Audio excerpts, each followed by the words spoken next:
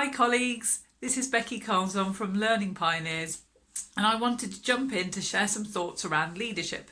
In fact, I wanted to call this Meditations on Leadership, and I wanted to use the second dictionary definition of meditation, which is considered thoughts or reflections on a subject shared through written or spoken discourse. So this is a meditation on an aspect of leadership.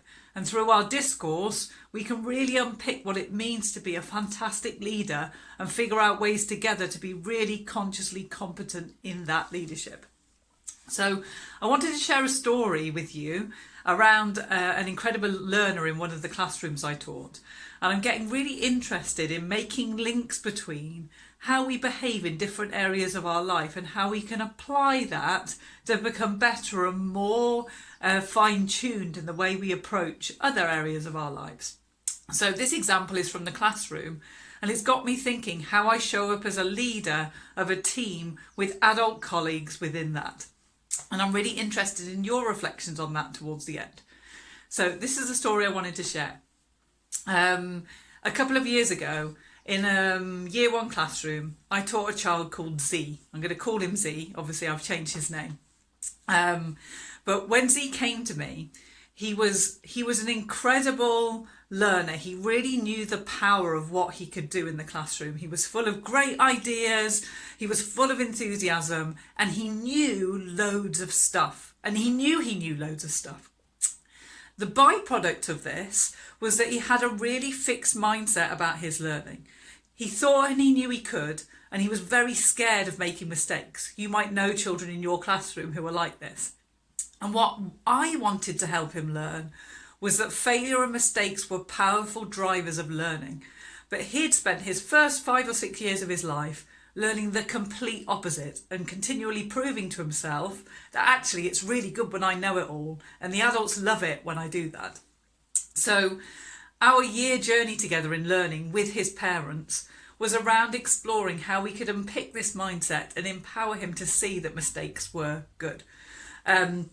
And it took a very long time, and we had lots of reflections with Z where he would often say, oh no, that was just super easy. Or if he just couldn't do something, he would just say, oh, I'm just not interested in this, and just wouldn't engage. So it was quite a long, thought through journey. And at the end of the year, I had a discussion with his mum in our parent-teacher consultations. And she was reflecting on the year and kind of saying how far Z had come. And she was saying, do you know what?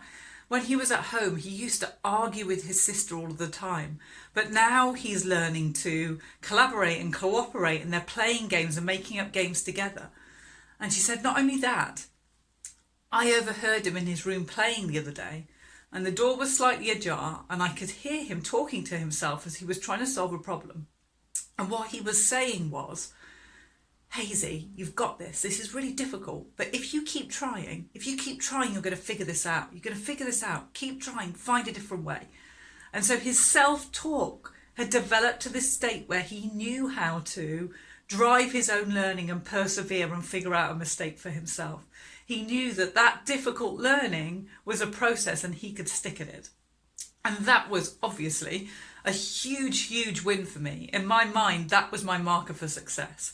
At the beginning of the year, you couldn't take risks and make mistakes, and failure was bad. And at the end of the year, you have the self-talk to talk yourself through a tricky problem. Now, that was an amazing experience and a win within my learning community, within my class. But it got me thinking, what does that look like for adults? If we're working with a team and there's an adult within that team who's very resistant to change, who doesn't want to try new things, who doesn't see themselves as a learner and does not want to engage in that.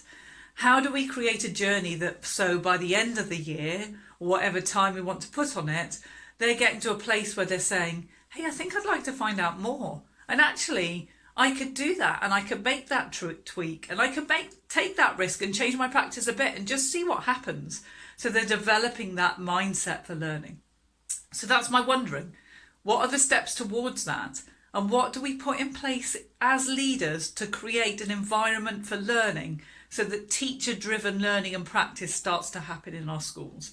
Because if all of us are working together to be leaders of our own learning, the learning of the school drives and thrives forwards.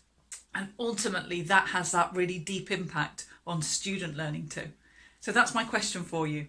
How do you put things in place to support your team to do that? What are the sticking points? What stories do you have around that with your staff? And how can we figure that out together?